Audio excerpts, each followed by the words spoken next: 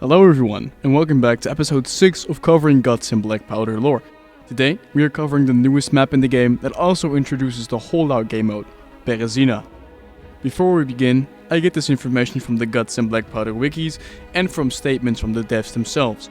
Also, I have a Discord server now. We host game nights with Guts and Blackpowder, and the more members we get, the more we can do with the server, so make sure to join. Alright, let's begin. The situation is dire. Napoleon's ambition has taken a toll on him. In the year 1812, Napoleon ordered his invasion of Russia with his Grande Armée, which was a huge force made out of various men from various countries. The Russians used their experience during the winter to their advantage, and managed to push the French back in a series of hard-fought battles. The Russian campaign went from a glorious invasion to a desperate race of survival to get out of Russia as fast as possible. During Napoleon's retreat, his forces encountered the Berezina River. The Grande Armée found itself cornered between the icy river and the Russians approaching. Here, the soldiers have no choice but to build bridges to cross the river in a desperate attempt to escape. But the Russians, under General Wittgenstein, launched various attacks on the French, who had to build the bridges but also fight off the Russians. Ultimately, the French successfully crossed the river, but not without significant casualties to the Russians and to the cold. 300,000 casualties are suffered on the French side during the end of the entire retreat out of Russia, and 200,000 are lost for the Russians. In the map, we actually built the bridge after the main French force has crossed. We have been left behind and still need to cross. According to the Guts and Blackpowder wiki, the zombies began appearing a week prior to this, and that's why the French rapidly retreat from Russia. This is very different from our history, as Napoleon needed to leave Russia due to the fierce winter and occasional Russian attacks. A trigger-happy Frenchman blows up the initial bridge across the Berezina, leaving Field Marshal Claude Victor Perrin 9th Corps behind, as well as some remaining soldiers from both France and Bavaria. They now find themselves trapped between the ice-cold river and the undead. Field Marshal Victor hesitates no further. He orders the construction of a new bridge. The survivors find themselves in a village severely hit by the blizzard. It consists of many houses and a church.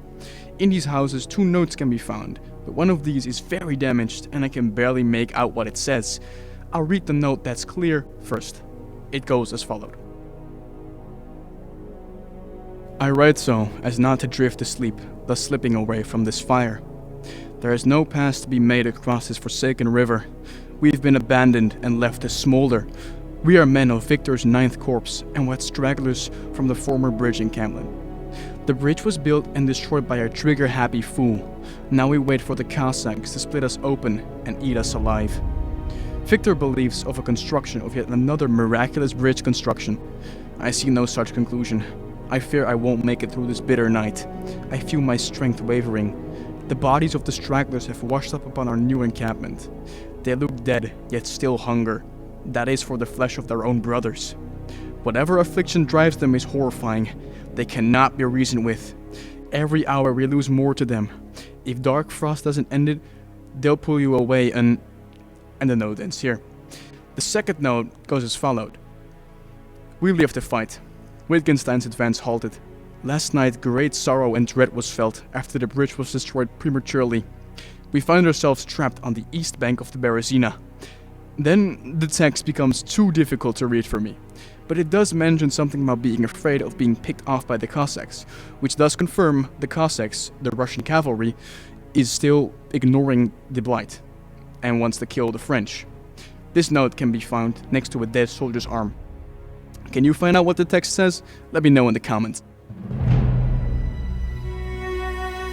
The houses and the church serve to help the survivors against the new mechanic this map introduces, freezing. This gradually becomes worse as you are out in the cold building the bridge, and it's even faster in the water.